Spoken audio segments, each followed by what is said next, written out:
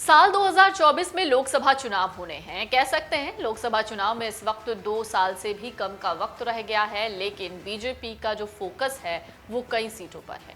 कह सकते हैं कि बीजेपी की नजर अमेठी जैसी कई खास सीटों पर है। अमेठी की अगर बात करते हैं तो अमेठी अभी फिलहाल बीजेपी के खाते में है। एक वक्त वो था जब ये सीट कांग्रेस के खाते में हुआ करती थी। राहुल गांधी यहां से सांसद थे, जिसके बाद स्मृति ईरानी ने उन्हें हराया और राहुल गांधी इस सीट से खिसक गए, यानी स्मृति ईरानी के पास चली गई, बीजेपी के पास खास तौर से चली गई अमेठी सीट। अमेठी जैसी और भी कई सीटें हैं जहां पर विपक्ष का कब्जा है और बीजेपी चाहती है उसको कब्जाना, यानी पूरी 144 सीटें जिस पर बीजेपी की नजर है।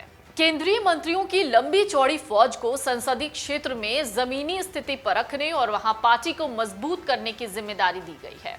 2024 के लोकसभा चुनावों के लिए 2 साल से कम का समय है। हमारे लिए भले ही ये समय ज्यादा लगता हो, लेकिन पार्टियों के लिए ये समय बेहद कम है, क्योंकि तमाम प्लानिंग और प्लॉटिंग उन्हें करनी है, रणनीतियां बनानी है और एक दूसरे को हराने के सारे दांव-पेच खेलने हैं। ऐसे में चाहे विपक्ष हो या सत्ता पक्ष अब रणनीति बनाने में जुट गया है। बीजेपी की नजर जिन 144 सीटों पर है वो अमेठी जैसी सीटें हैं, जहां पर पिछली बार हार मिली थी। मोदी शाह की जोड़ी हमेशा चुनावी मोड में रहती है।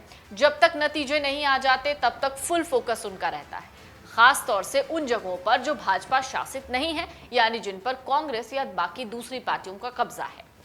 विपक्ष की नजर बीजेपी की सीटों पर रहती है, तो बीजेपी की नजर विपक्ष की उन सीटों पर है जिन पर पहली ही कोशिश में जीत हासिल हुई थी और जो नहीं जीते उस पर मेहनत चल रही है।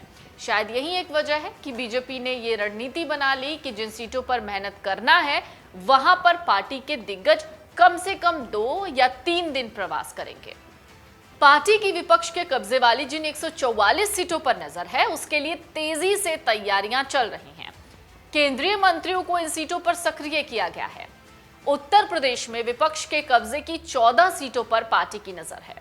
मोदी शाह बिहार पर फोकस किए हुए हैं और एक बार फिर वो 2014 दोहराना चाहते हैं और नीतीश की उनकी ताकत का एहसास कराना चाहते हैं।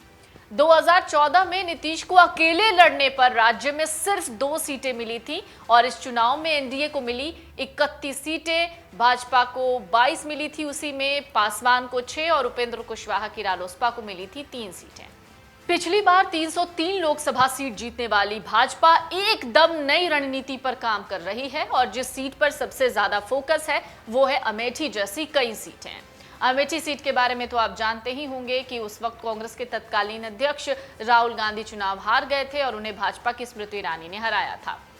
केंद्रीय मंत्रिमंडल के 69 दिग्गजों को जिम्मेदारी सौंपी गई है इन 144 सीटों के लिए, जो कि हर महीने इन्हीं लोकसभा सीट पर कम से कम 2 दिन तक प्रवास करेंगे और पार्टी को मजबूत करने का हर वो काम करेंगे जो जरूरी है, जिससे कि 2019 के मुकाबले ज्यादा सीटें मिल जाए।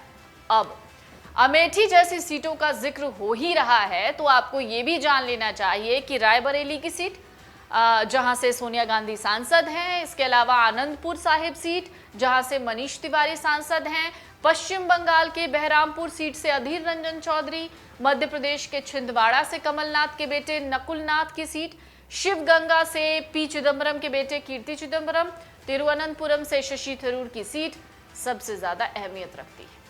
आजमगढ़ से अखिलेश यादव और रामपुर से आजम खां की सीट पर भी बीजेपी की नजर रहेगी।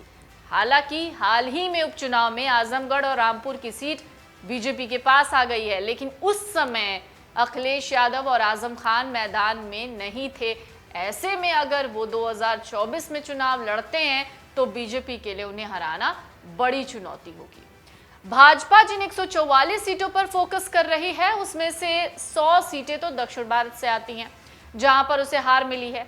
उसमें भी आंध्र प्रदेश, तमिलनाडु, केरल में पार्टी का खाता भी नहीं खुला है। दक्षिण में बीजेपी कमजोर है और यही वजह है कि कांग्रेस का इस वक्त फोकस दक्षिण में है। यात्रा भी राहुल गांधी ने भारत जोड़ो की दक्षिण पर फोकस करते हुए शुरू की है, जहां पर कुल 84 सीटें हैं।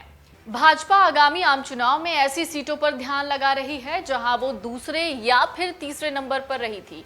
2014 में 282, 2019 में 300 पार हासिल कर चुकी भाजपा अब 350 का टारगेट लेकर चल रही है। केंद्रीय मंत्री गजेंद्र शेखावत ने भी कहा था कि मुझे लगता है कि इस बार ये यात्रा 350 के पार जाकर खत्म होगी। लेकिन सवाल ये उठता है कि जिस तरीके से बीजेपी अपनी तमाम रणनीतियों के तहत विपक्ष की उन सीटों पर नजर गड़ाए हुए है जो 144 सीटें हैं, जिसके लिए 69 दिग्गजों को तैयार किया गया है, वहां जाकर वो 2 या 3 दिन का प्रवास करेंगे। क्या ये वाकई बीजेपी के लिए काम आता है या नहीं? वैसे भी अगर देखा जाए पूरा फैक्टर, तो जहां मोदी और अमित शाह की नज़र होती है वहां कमोबेश बहुत ही कम ऐसी स्थिति देखी गई है जहां पर वो सीट हार जाएं। लेकिन रणनीतियां अगर पुख्ता हैं तो उम्मीद की जा सकती है कि बीजेपी इन सीटों को कहीं ना कहीं 144 ही ना मान ले या फिर उससे कम ही मान ले,